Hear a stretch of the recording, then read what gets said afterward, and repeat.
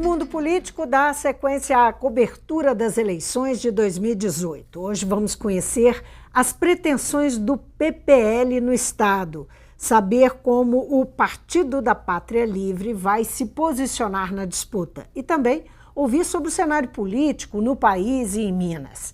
Nosso convidado é o presidente do partido, Francisco Rubió. Bem-vindo, professor. Muito obrigado, Vivian. Estamos às ordens. Professor, como é que o PPL vai participar das eleições no Estado? Nós trouxemos aqui, não tem muito tempo, o candidato João Vicente, que é candidato à presidência. Então, tem candidato majoritário. Isso. No Estado, terá? Provavelmente sim. Esses dias nós estamos já definindo os pré-candidatos a governador, vice, e 2 pré-candidatos a senador com os seus suplentes. Né? Então é chapa completa. Nós vamos entrar agora, daqui para frente, com chapa completa. E eu acho que são nomes que provavelmente vão surpreender, né? Eu vou deixar para que os acontecimentos... Já podem ser antecipados esses nomes, não? Nós recebemos adesão aqui do grupo que estava formando o PRONA em Minas Gerais. Recebemos adesão do grupo que estava formando o Partido da Defesa Social, que é o pessoal mais ligado à área de segurança.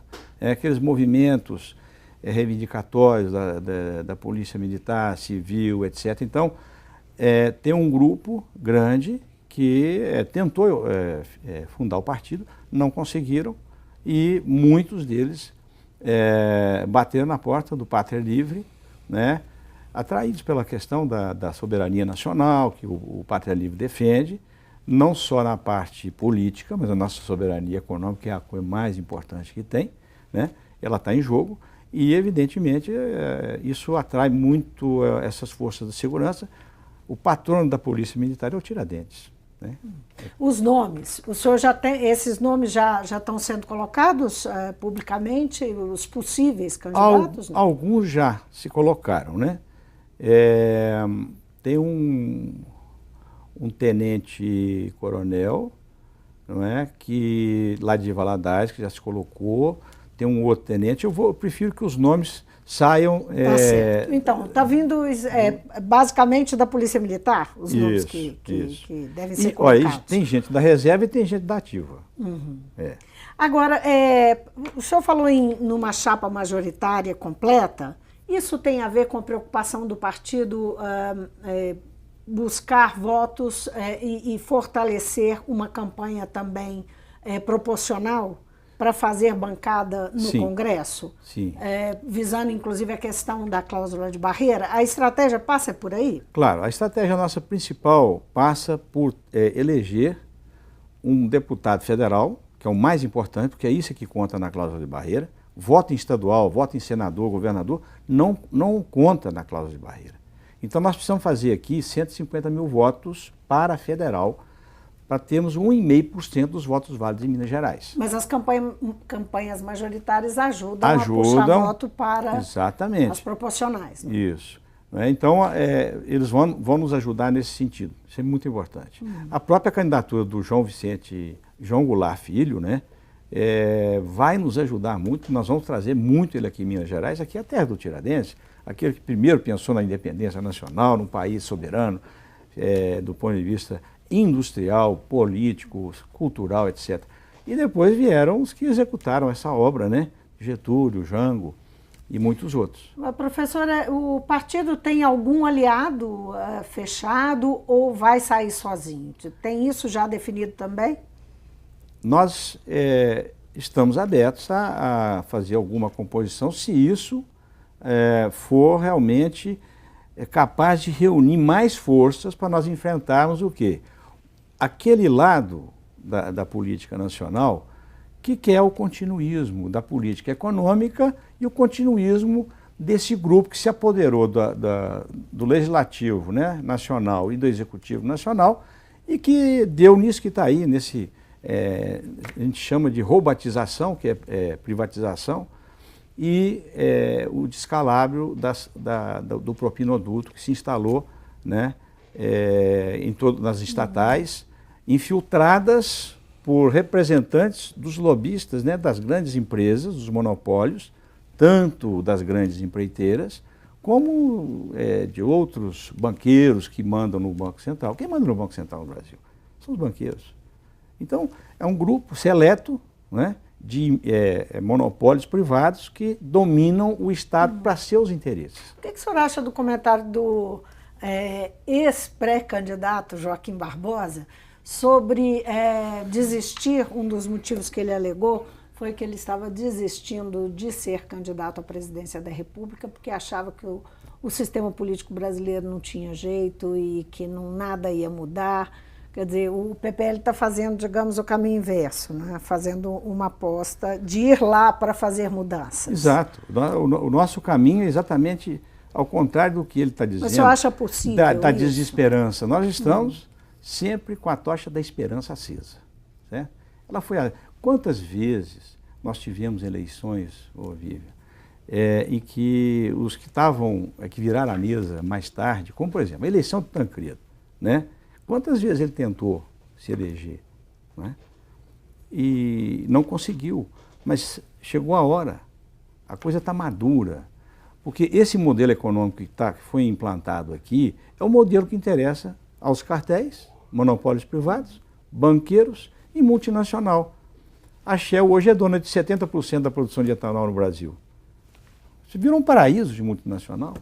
Agora, é um desafio grande uma eleição que tem uma série de incertezas, né? Talvez isso para o PPL, eu não sei o quanto o senhor considera isso importante, mas a gente tem um cenário muito incerto pela frente, tanto em nível nacional e talvez aqui um pouco menos, mas também você tem um cenário que não é semelhante, a gente não pode fazer um paralelo de pronto com o que foi em 2014. Além disso, existem dificuldades que o partido vai enfrentar, como os demais partidos, com restrições de tempo, de dinheiro, não é? Não tem mais financiamento privado, tem que se contar com financiamento público, e o PPL, como um partido pequeno, tem uma parcela pequena também de fundo eleitoral, de fundo partidário. Isso.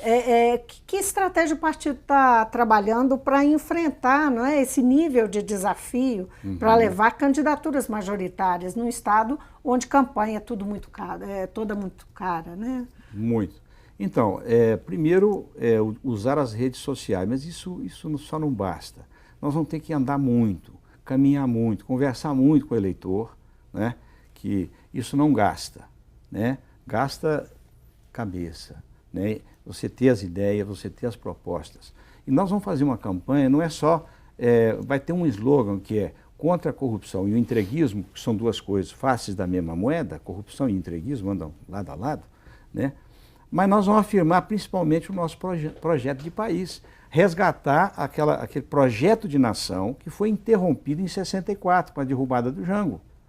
Naquele momento, nós tínhamos assim, um país muito dividido e houve uma luta que acabou resultando na vitória dos pró-americanos, que os setores militares que hegemonizaram naquele momento eram setores que estavam vinculados aos interesses americanos, de submeter o Brasil à economia americana, né?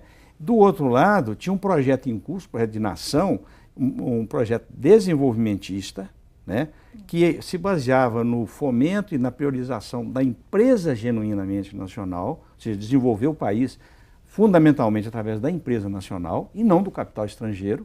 Isso gera dependência, né, e gera, portanto, queda da produção interna, né, como vem acontecendo há 30 anos. Nós temos uma desnacionalização das empresas privadas no país da ordem de 3.300, desde Fernando Henrique até Dilma Temer, foram 3.300 empresas privadas brasileiras que passaram para a mão do capital estrangeiro. Pelo que o senhor está dizendo, o PPL vai apostar muito no debate ideológico. O senhor acha que essa eleição vai ter mais espaço para debate ideológico? Eu acho menos que tempo, sim. Inclusive para discussão, menos tempo de campanha? E coisas curtas, coisas bem assim, mas dá para flashes. Né? Você é contra a corrupção e o entreguismo? Claro, nós temos que derrotar isso. Isso é um cancro que está no Brasil, que está comendo esse organismo nacional. E, por outro lado, nós temos que ter uma proposta de botar a economia do país de pé, né? A dívida pública, ela está toda concentrada em 3 anos, os títulos vencem em 3 anos. Nenhum país faz isso, porque aqui é o paraíso dos banqueiros. Agora, você vai em qualquer país da Europa, Japão, Estados Unidos, 10 a 12 anos de vencimento dos títulos. E nós estamos aqui exprimindo, tendo que pagar, os títulos estão vencendo e renovar, não sei o que e tal. Quer dizer, isso estrangula a economia. Então, tem que parar isso, né? Avançou essa semana no Congresso, mais especificamente nessa quarta-feira, a medida provisória do governo Temer, que propõe a reestruturação do setor elétrico. Ela é descrita dessa forma, mas a oposição, quem faz oposição a essa medida fala que, na verdade, apesar de ter havido muita mudança no texto, ela de fato está abrindo caminho para a privatização do grupo Eletrobras. Eu queria saber, o senhor que tem essa posição, o partido que tem essa posição nacionalista, o senhor acredita que o governo vai conseguir avançar com esse projeto? Como é que o senhor deve estar acompanhando essa movimentação lá e a expectativa que tem em relação ao avanço e a perspectiva concreta de privatização do grupo Eletrobras? Esse projeto é uma ameaça violenta aos interesses nacionais, né?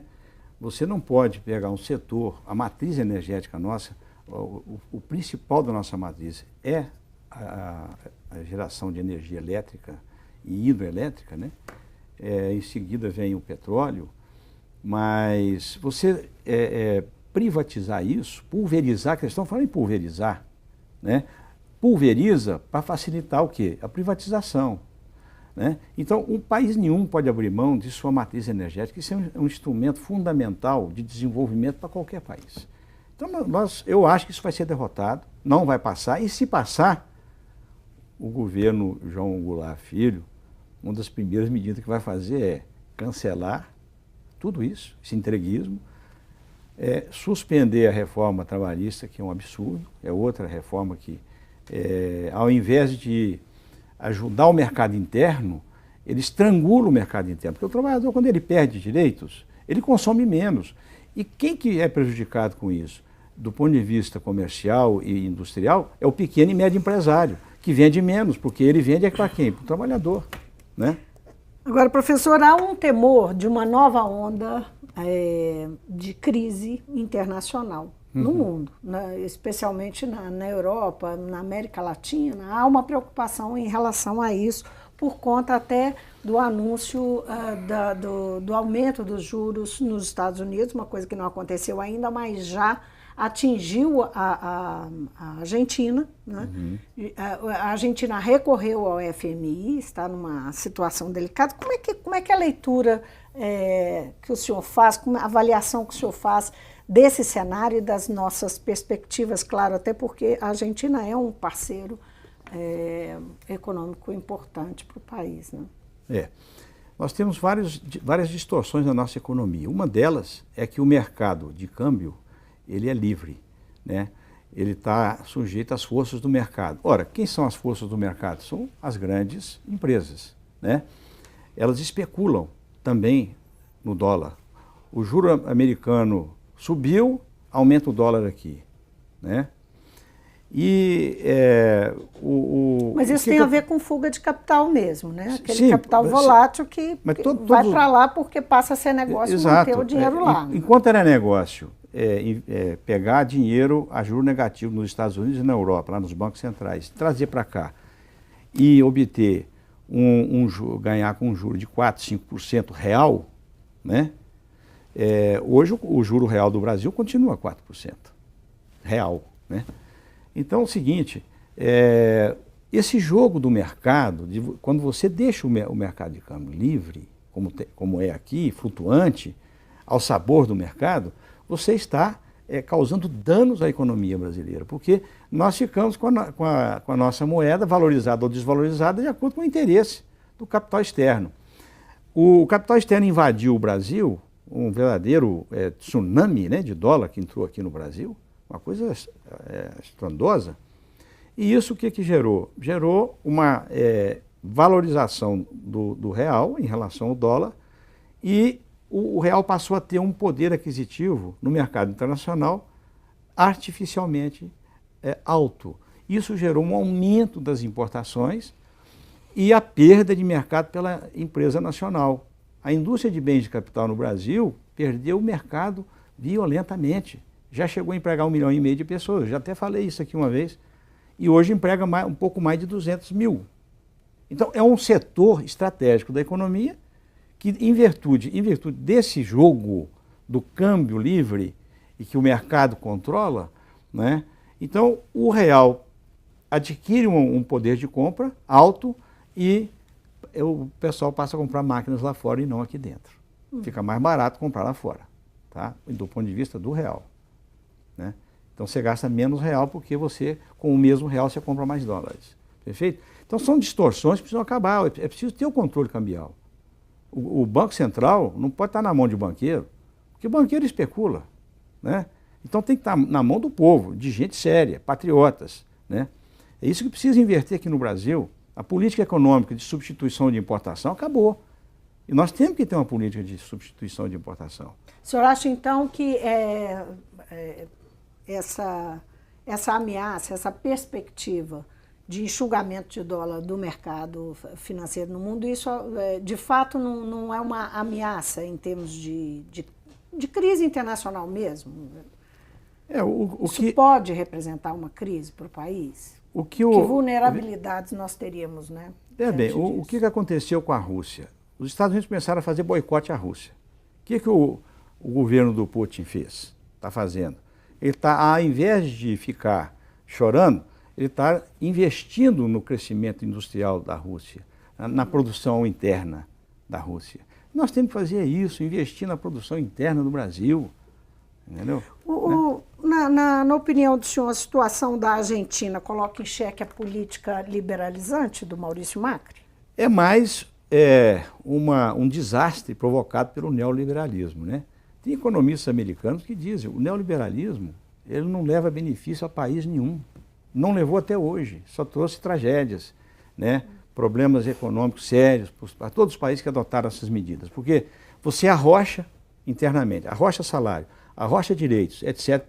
e concentra renda. Olha, onde é que isso vai solucionar problemas econômicos, sociais? Pelo contrário, você gera mais desemprego, né?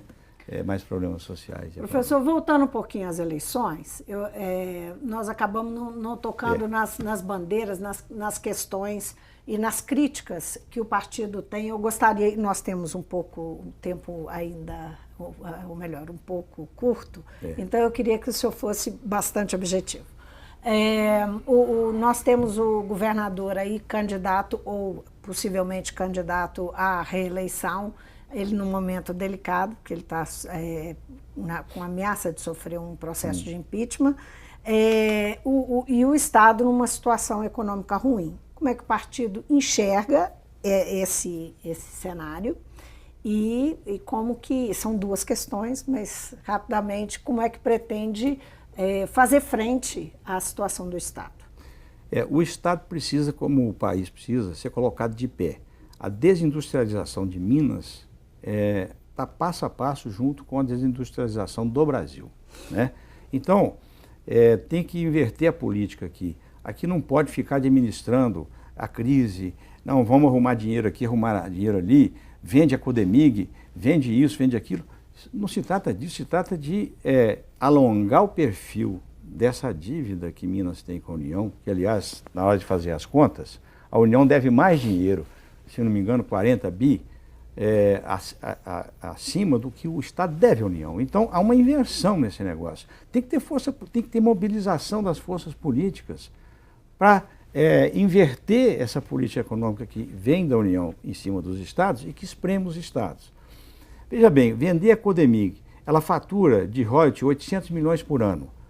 É um recurso precioso para investir em setores estratégicos da economia de Minas, para levantar novamente a indústria mineira, né, para parar de ficar vendendo minério de ferro a preço vil para fora do país, sendo que as nossas siderúrgicas estão trabalhando com capacidade ociosa, né? Então tem que incrementar a indústria de máquinas, equipamentos aqui de Minas. Nós temos uma Delp Engenharia, que é um exemplo de uma vitória que se tem aqui em Minas Gerais, de uma indústria avançada de bens de capital.